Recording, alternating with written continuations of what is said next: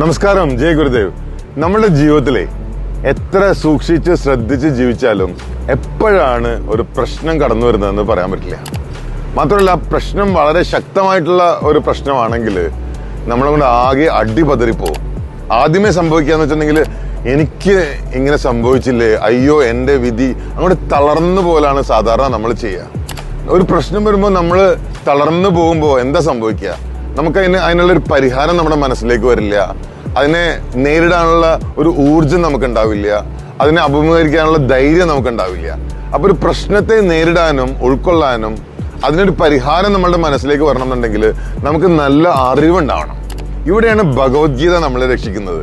അതായത് അർജുനൻ എങ്ങനെയാണോ ഒരു യുദ്ധത്തിന്റെ മുന്നിൽ തകർന്ന് ഉൾക്കൊള്ളാൻ പറ്റാതെ തരിപ്പണമായിട്ടിരിക്കുമ്പോ ഭഗവാൻ ഗീതോപദേശം നൽകി അർജുനനെ ഉത്തിഷ്ഠ, എഴുന്നേൽക്കൂ, യുദ്ധം ചെയ്യൂ, പ്രശ്നത്തെ നേരിടൂ, ആ ഒരു ധൈര്യം പകർന്നത്, അതേ ധൈര്യമാണ് ഭഗവത്ഗീത നമുക്ക് നൽകുന്നത്.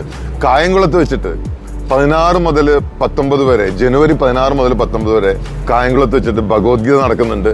ഒരു കാരണവശാലും മിസ് ചെയ്യരുത്. കാരണം ഈ ഒരു 4 ദിവസം എനിക്ക് ഗ്യാരണ്ടി പറയാൻ പറ്റും, നിങ്ങളുടെ ജീവിതം മാറ്റിമറിക്കാൻ പോവാണ്. അതുവരെ ജീവിച്ചതുപോലെ ആയിരിക്കില്ല പിന്നീട് അങ്ങോട്ടുള്ള നിങ്ങളുടെ ജീവിതം. നിങ്ങളുടെ മുഴുവൻ ജീവിതത്തെക്കുറിച്ചുള്ള കാഴ്ചപ്പാട് തന്നെ മാറാൻ പോവാണ്. ജനുവരി 16 മുതൽ 19 വരെ കായംകുളത്ത് വെച്ചിട്ട് ഭഗവത്ഗീത, ജീവിത വിജയത്തിന് ഭഗവത്ഗീത. Thank you.